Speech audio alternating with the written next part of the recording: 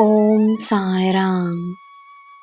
ನನ್ನ ಮುದ್ದಿನ ಮಗುವೆ, ನಿನಗೆ ತಿಳಿದಿರುವ ಎಲ್ಲ ವಿಷಯಗಳು ನನ್ನ ಇಚ್ಛೆ. ನಿನಗೆ ತಿಳಿಯದಿರುವುದು ನನ್ನ ಇಚ್ಛೆಯಿಂದಲೇ. ನಿನ್ನಲ್ಲಿರುವ ಜ್ಞಾನ ನನ್ನ ಇಚ್ಛೆ.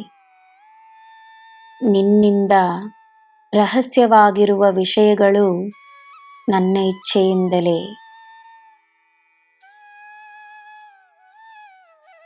ಯಾರ ಮನಸ್ಸಿನಲ್ಲಿ ಯಾವ ಭಾವನೆಯೋ ಅವರ ಜೀವನದಲ್ಲಿ ಅಂಥ ಪರಿಸ್ಥಿತಿಗಳು. ಸದಾ ಸಂತೋಷವಾಗಿ ತೃಪ್ತವಾಗಿರುವ ಮನಸ್ಸಿಗೆ ನೆಮ್ಮದಿ ಇರುತ್ತದೆ. ನಿನ್ನ ಎಲ್ಲ ಕಾರ್ಯಗಳಲ್ಲಿ ನಾನಿದ್ದೇನೆ.